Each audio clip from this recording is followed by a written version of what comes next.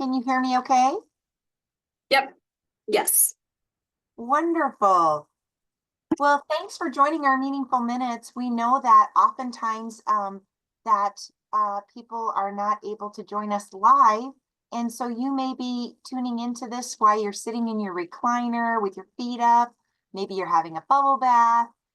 Maybe you are a passenger in a car, but you are tuning in and finding out what's going on at the Open Door Mission when it's convenient for you. And so I want to be a good respecter of time for those that have tuned in live. And we're going to just briefly go over some great things. We've got some people joining on, so I'm just going to wait for them to jump in.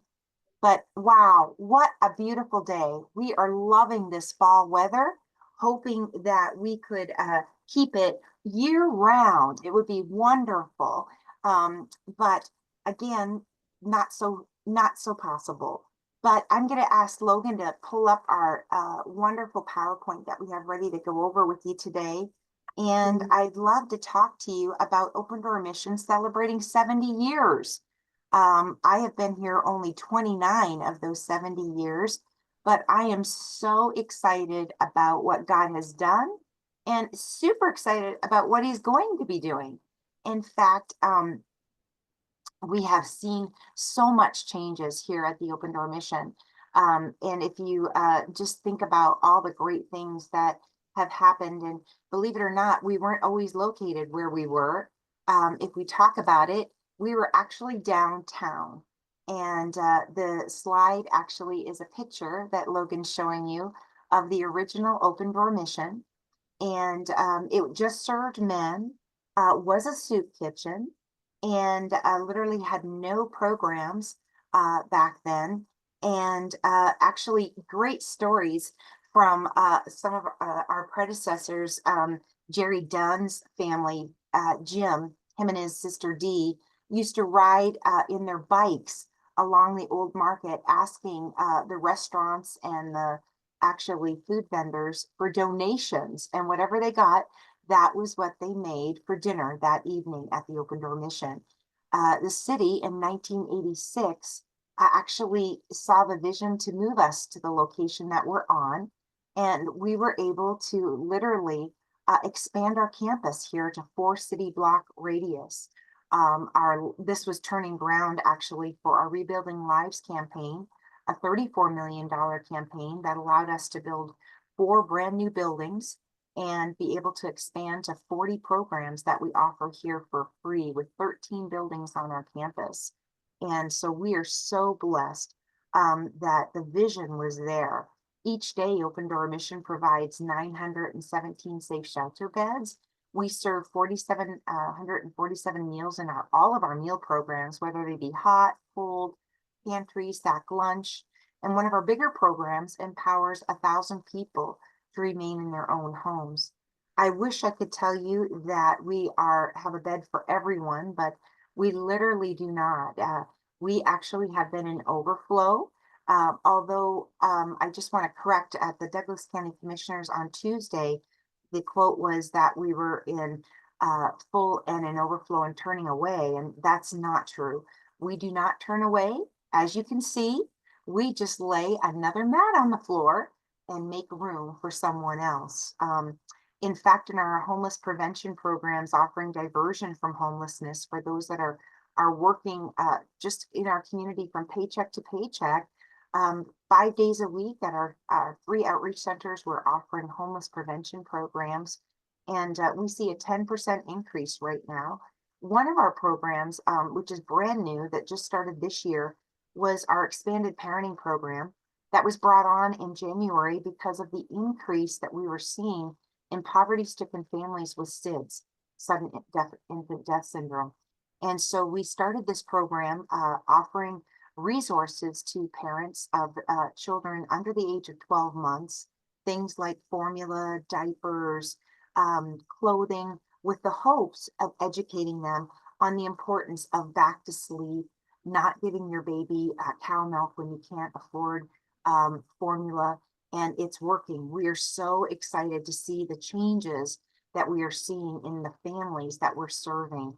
Also, super excited that two of our team members, three actually, at the Timberlake Outreach Center are bilingual in Spanish.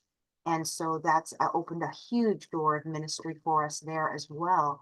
And of course, serving over 100 languages, we just use those little AI interpreters.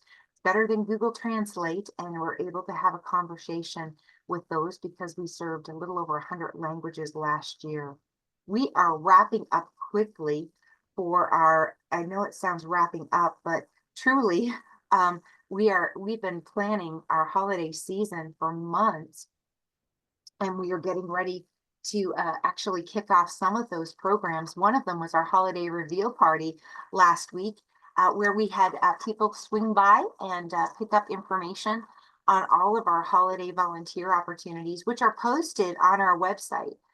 It can be anywhere from coming and serving at one of our holiday meals, whether it be our salute to the red, white, and blue, our great Thanksgiving banquet or brunch, our New Year's brunch banquet, our Christmas and Christmas Eve and Christmas Day brunch and banquet, to actually being part of our giving away of our items. As you can see in those pictures, these are collecting for our drives, and we are in the swings of organizing our Turkey and Fixins drive. There's such a food insecurity issue in our community with a 50% increase in food insecurity. And so we anticipate seeing a huge increase in November. Families can come in and choose between a turkey, a ham, and and of course the Thanksgiving fixins. And then we give bonus items because we know that so many families will be providing more meals when their children are out of school during the holidays, when they usually qualify for the lunch program. And of course, you'll see in the middle, those are definitely collecting items around our Christmas programs. We have a Christmas bell program where you literally can put the bells on your tree and bring back the items that don't even have to be wrapped. And we use those for people who will be homeless on Christmas Eve and Christmas Day that were not sponsored through our Adopt a Family program. And then these precious little girls over here dropping off their donations at the Lydia House are literally toys for our Project Santa program. And we will serve thousands of children through our Toy and Joy program, where our parents and guardians can come through and choose items that are age appropriate, gender specific, of interest to the children, that they can use for not only Christmas, but any other holiday they celebrate, including birthdays. But it's a way to celebrate them. We're gearing up for all of our meals, and we will serve over 1 million holiday meals here at the Open Door Mission. And you know, at the Open Door Mission, when we're keeping people fed well, that means we have less behavior issues. So we are so excited that we can offer not only a plate of hot, nutritious food, but we can actually allow them seconds here at the Open Door Mission on a clean plate, because we have to abide by the health inspector.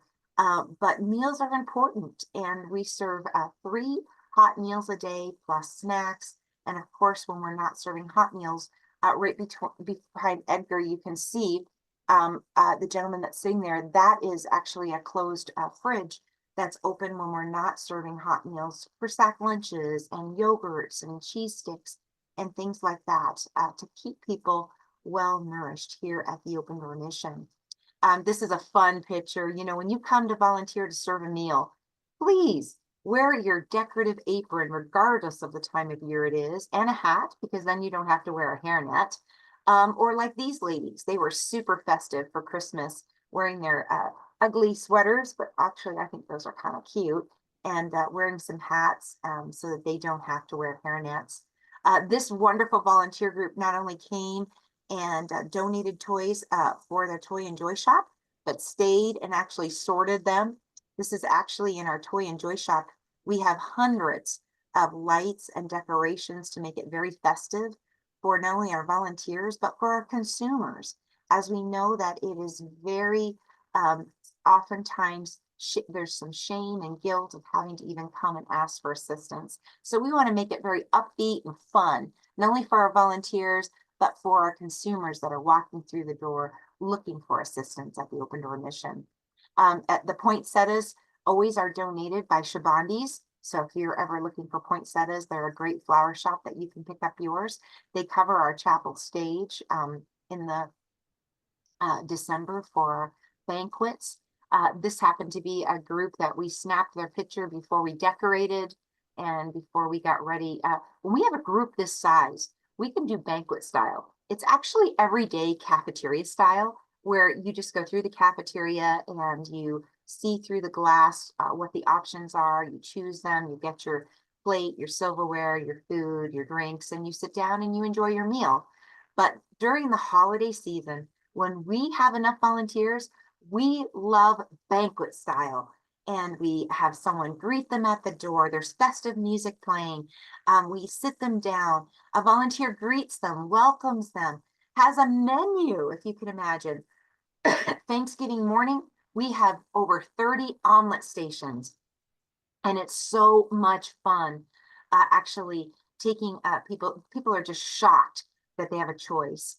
So I hope that you will go ahead and check out on our QR with your phone. You can see ways that you can be involved our holiday season.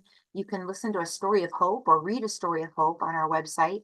Join us for Coffee with Candace, our podcast on Spotify. We have some fabulous life-changing stories there. We are gearing up in November for actually our fabulous Show Some Love. You can come as you are, stay as long as you'd like, or as a short time as you'd like. Thursday, November 14th at King of Kings, you'll be sampling some heavy hors d'oeuvres. Actually, Ken, our hospitality director, is super excited about this. He shared with me his menu yesterday. He's making pastries stuffed with artichoke dip, if you can imagine. He's making pumpkin snickerdoodles. He's making these fabulous tiramisu sliders. He has a great idea for his own twist on some fabulous meatballs. I am super excited about his menu. Those are just a few of the things, along with the regular vegetable dip and chips and salsa. And of course, you've got to have those smokies and meatballs and things like that. But he's going to be cooking up some fabulous things for us that I am super excited to try. And of course, we hope you'll join us in November. Mark your calendars for the 22nd. That's our Turkey and Fixins Drive. We will be at every Hy-Vee from 7 in the morning till 7 in the evening. You can drop off your canned goods or your turkey or ham, or you can shop even at Hy-Vee, and we'd love to see you. Also, trying something absolutely new in November, we are going to be at the front door of the CHI Center for the Holiday Boutique. And you would not believe the door prizes that we have had donated. Hundreds of dollars worth of door prizes, and for raffle tickets. If you bring us a canned good or a toy, you get your name in for the daily raffle ticket too. So the Holiday Boutique, you can find out more information about that on the Open Door Missions website. And, it's not the holidays without our Hope for the Hungry Radiothon. So you can tune into KFAB for matching dollars for our holiday Thanksgiving drive, where we not only provide Thanksgiving meals, but a hat and gloves for everyone that will be experiencing homelessness on Thanksgiving morning. So, wow, I did it in 15 minutes. That was our goal. So thank you for giving me 15 minutes of your time.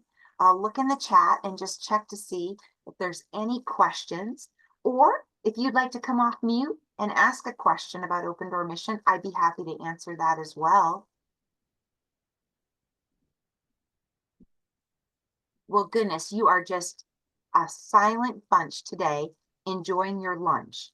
But thank you for your time, and I sure hope that you know a little bit more about what God is doing here at the Open Door Mission and how you can make an impact this holiday season. God bless.